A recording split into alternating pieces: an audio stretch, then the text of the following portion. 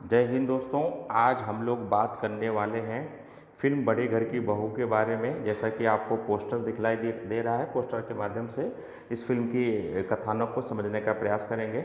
ऐसे ही मैं एक दिन टीवी देख रहा था फ्री डिश पर, तो राजचिक नाम का एक सेटेलाइट चैनल आया। सेटेलाइट चैनल पर मैंने इस फिल्म को देखा। इस फिल्म को देखने के बाद मुझे ऐसा लगा कि यह कहानी तो बहुत प्यारी है, इसके बारे में बात करनी चाहिए। तो आज हम लोग संक्षेप में फिल्म बड़े घर की बहू की कथानक को समझने का प्रयास करेंगे। राधा जी एक महिला है, उनके पति लखन जी हैं, डॉक्टर हैं, लोग पैसे से अमीर हैं। इनका इकलौता बेटा है। बेटे को लेकर माँ बहुत ही असुरक्षित महसूस करती है। बेटा जवान हो चुका है और माँ को ऐसा लगता है कि अगर बेटे ने शादी कर ली तो जो आने वाली बहू है वह उसको उसके बेटे से दूर कर देगी। उसके मन में इस प्रकार की बात क्यों है, ये आगे हम लोग कहानी में समझने की कोशिश करेंगे।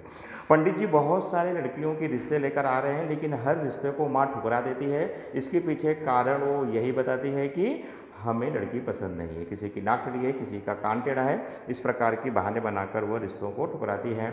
हम देखते हैं कि राधा जी का जो बेटा है रवि, रवि की ज़िंदगी में एक प्यारी सी लड़की है और वह उसके साथ में शादी करने का प्रस्ताव रखता है। ना चाहते हुए भी राधा जी को हाँ बोलना पड़ता है और इस प्रकार से नेहा उनकी बहू बनकर वहाँ पर आ जाती है। शुरुआती दौर में राधा जी की जो सहेली है, उसने कान भर दिया है कि भाई आते ही घर में बहू के ऊपर कंट्रोल रखना, उसको दबा के रखना।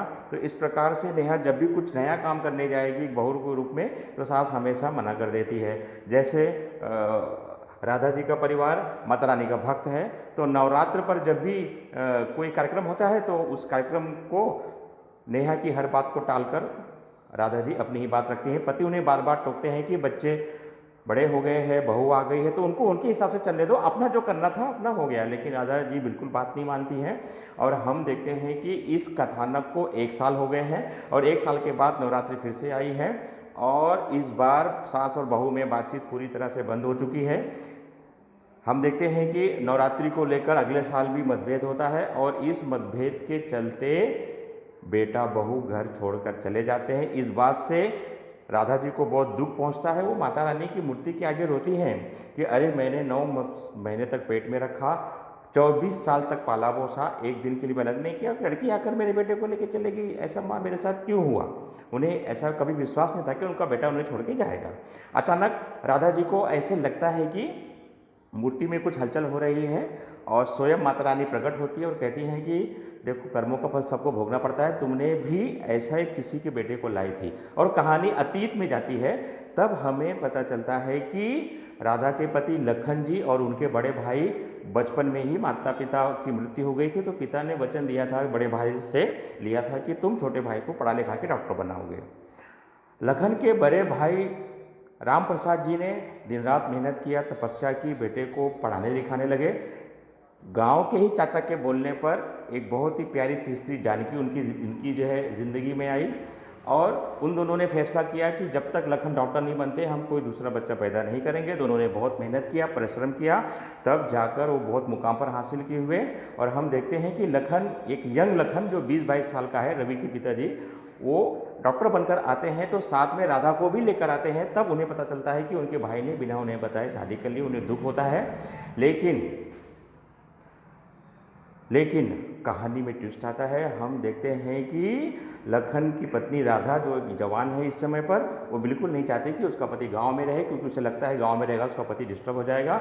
वो जानबूझ के झगड़ा करके, बंटवारा करके वहाँ से चली आती हैं। इस बात पर लखन की भाभी जो माँ के समान है, उन्हें बहुत दुख होता है और वो माता रानी की चुनरी, सर के ऊपर चुनरी डालकर कहती हैं कि जब तक ये महिला वापस नहीं आएगी मैं आपका विसर्जन नहीं करूँगी।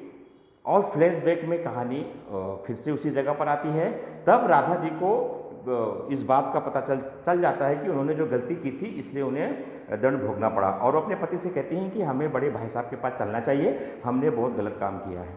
बड़े भाई साहब जब के पास राधा उनके पति लखन जाते हैं तो वहाँ पर वो लोग उनको देखकर खुश होते हैं, बातचीत होती है और इस बातचीत में अचानक नेहा वहाँ पर आ जाती है, रवि वहाँ पर आ जाता है और उन दोनों को वहाँ देखकर सरप्राइज होता है। तब रहस्य ओपन करता है रवि की पिछले साल जब नवरात्रि पर हमने विसर्जन किया था तो हमने वहाँ पर देखा कि माता रानी सपने में आकर बताया कि तुमने मेरा विसर्जन कर दिया, लेकिन मैं 25 साल पहले, मुझे कहीं पर वर्षों पहले मुझे रखा गया है, मेरा विसर्जन नहीं हुआ है। तुम्हारे एक बड़ी मम्मी पापा है। तो माता जी की आज्ञा से मैं यहाँ आया, तब मुझे आप लोगों ने क्या किया था पता चला। हमें आपको नहीं छोड़ना था, हमने आपको सबक सिखाने के लिए इस प्रकार का ड्रामा किया। यहाँ तक कि रवि ने वो ज़मीन भी खरीद ली है जो उसकी माँ ने वर्षों पहले बेच दी थी। इस प्रकार से हम देखते हैं कि सभी परिवार मिलजुल कर माता रानी का विसर्जन करते हैं। इस प्रकार से बड़े घर की बहू का कथानक यहाँ पर समाप्त होता है। इतनी सुंदर कहानी है मित्रों, प्यारी कहानी है। आप ज़रूर इस फिल्म को देखिएगा। अगर आपको मेरी बताई कहानी का प्रश्न समझ में आता है, पसंद आता है, और आपने पहली बार वीडियो देख रहे हैं तो हमारे चैनल को लाइक करें, सब्सक्राइब करें, शेयर करें। जय हिंद दोस्तों।